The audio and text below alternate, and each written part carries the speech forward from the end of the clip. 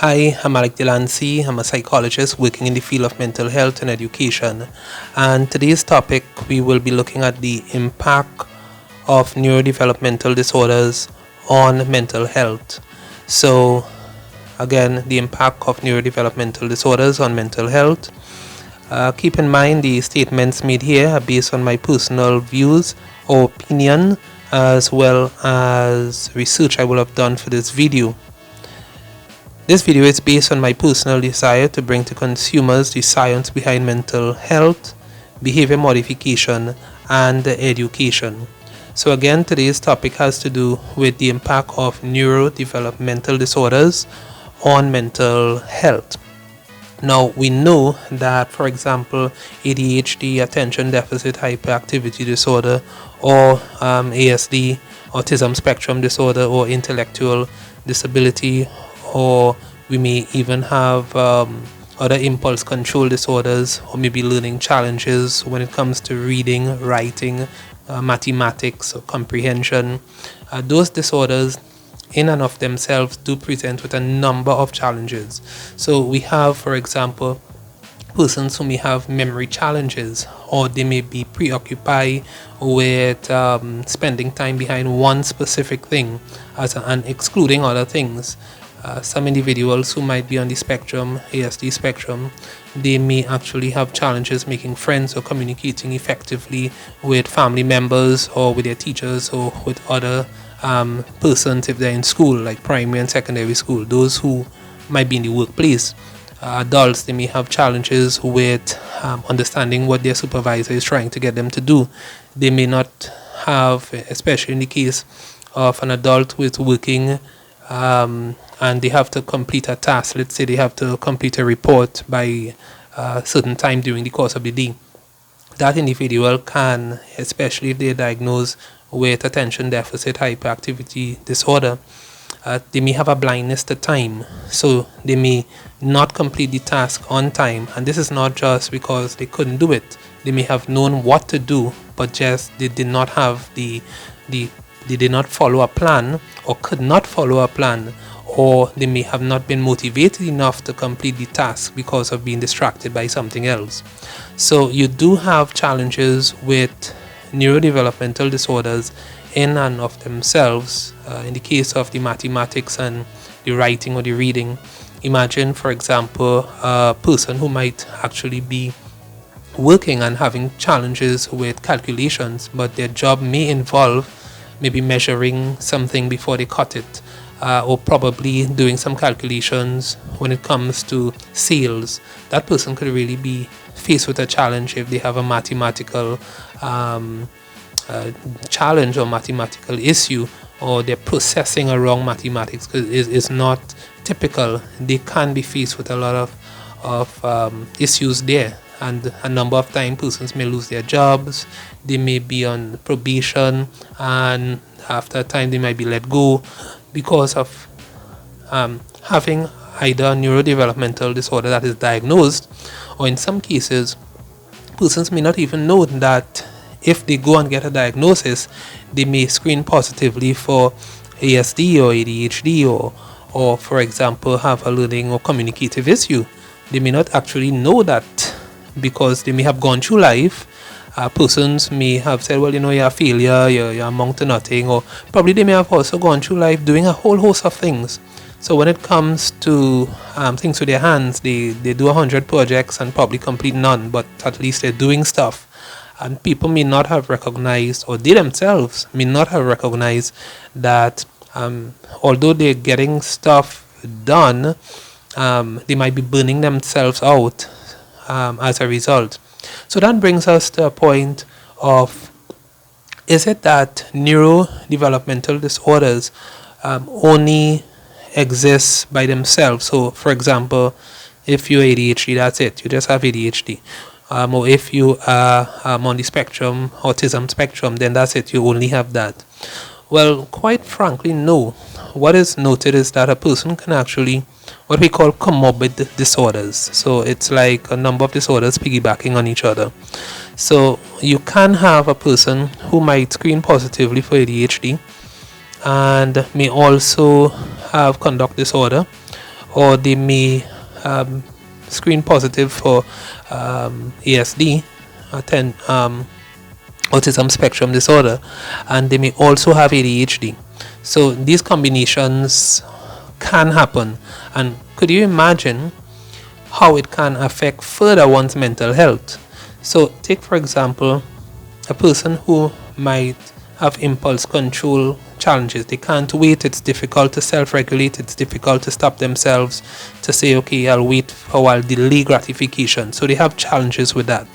And we're not talking about a person who has the occasional challenge because they want to maybe have a piece of cake and the cake looks really nice and they just want it. We're talking about a person who in various settings, maybe in school and work, probably when it comes to they being at the mall, they just have challenges waiting their turn. They have challenges with regards to holding on for other persons. They prefer to just get things done right away, and it becomes a problem. And it's a problem not just in one instance, it becomes a problem over a period of time. We're talking about those persons who, if they go to get screened, and they will hit the markers for a neurodevelopmental disorder. That's the persons that we're talking about. What you find happening is that because of the behaviors that they may be presenting with, and the reaction of the environment or the reaction of persons to them, they can develop additional mental health issues. What are we talking about here? Well, we're talking about like anxiety. We're talking about depression, we're talking about frustration, we're talking about low self-esteem. So you can have a situation where a person, because of having challenges reading or writing, because of a neurodevelopmental disorder, they can be viewed as incompetent, they can be viewed as incapable, and imagine if you're working in a setting with a disorder like that, persons may become very annoyed if you're working too slow, if you're reading too slow, if you're calculating too slow, because they may want to move on to something else and you're still there trying to analyze the report, and they need to, okay, we don't need you to look at every full stop, we just need you to read the report and respond to it. But you, because of maybe falling in the category of a neurodevelopmental disorder that pays attention to details, you might actually, and it may actually in some situations be a good thing.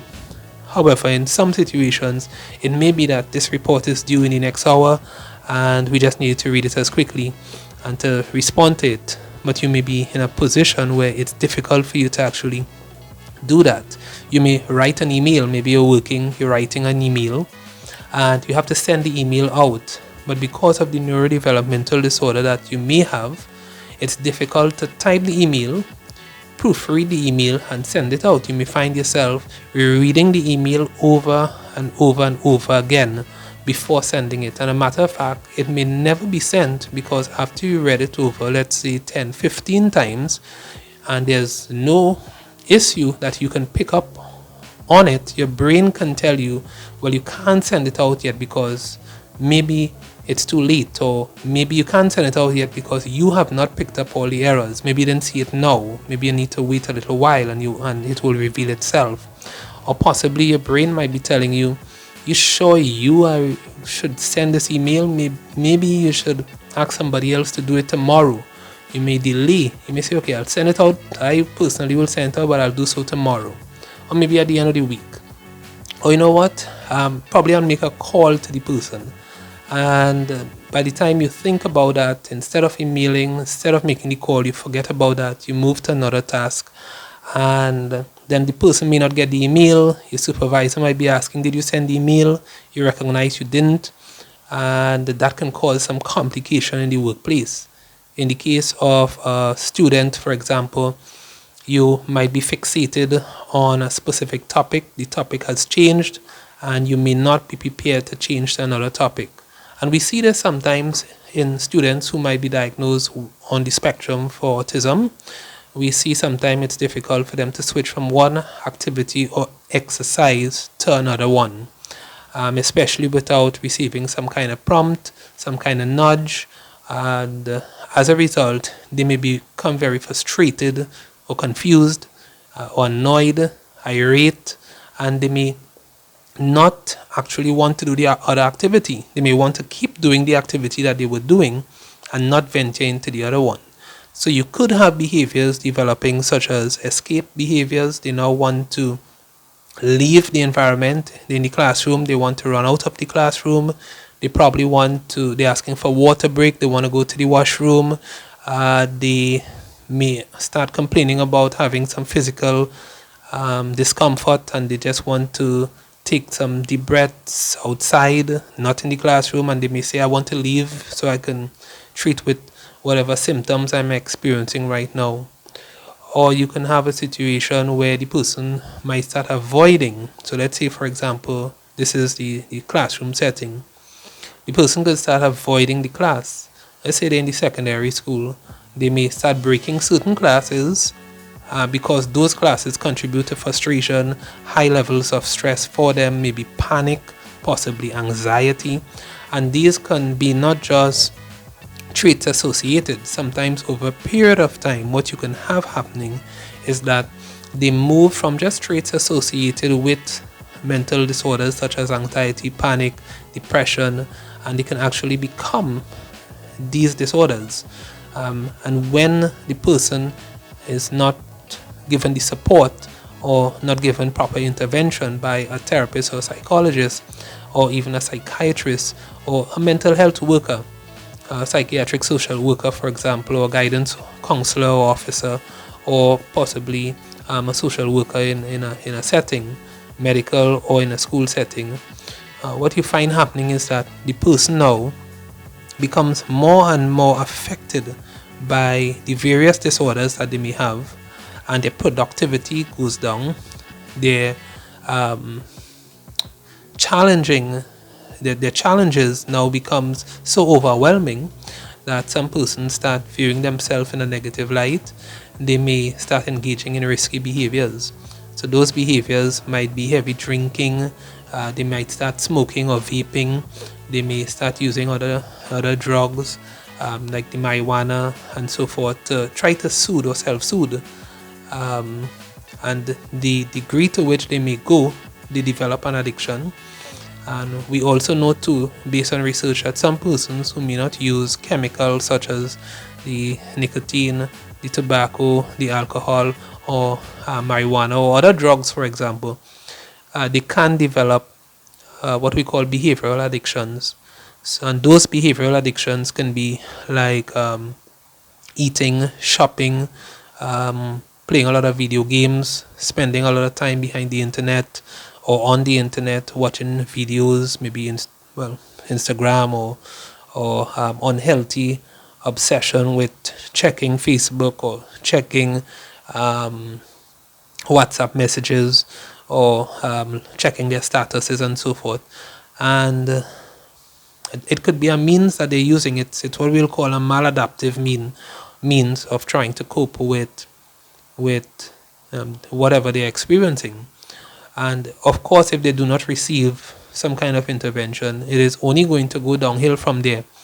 And if they are in the school system, eventually they will leave the school system. They may not necessarily come out with any passes because they may have developed or may have been born with, because we do know that ADHD, autism, it seems very much so that there is a strong genetic or biological component, and the same might be so for other mental health challenges as well, such as depression or maybe anxiety disorders. So when you have a person, maybe a student or an adult, who is experiencing these mental health conditions, it does not just affect the biology or the psychology of the person. It now affects the environment in which they exist in. So it can affect their relationship with other persons. It can affect their jobs. It could affect how they view themselves, how they view other persons that may be in their presence. They may start thinking, well, there are some people who I have to stay away from because they don't understand or they don't like me. As well as the person who does have the mental health concern can start associating with persons who may have similar challenges and not receiving help. So they may form a group, and one person may not be able to help the other one adequately, and you can have now sort of rehearsing of problem behaviors, and that can in itself even be worse for all individuals who become part of that group. So it's really important that a person who is experiencing some mental health challenges because of neurodevelopmental concerns or challenges that may also springboard into other mental health concerns, such as the depression, the anxiety, the panic, even things like OCDs and so forth. Those persons should really seek to get help. The interesting thing is sometimes they need help from persons who might be typically functioning to assist them to get the help that they need. Of course, we want to show respect to persons, and especially adults. They're entitled to say if they need help or not, but we can be supportive, letting them know that we're concerned about them, we want the best for them, and we are willing to support them on their recovery or on their healing. So these are my thoughts. You can leave a comment and let me know what you think about how neurodevelopmental disorders can affect mental health. Alright, so take care. All the best. Later.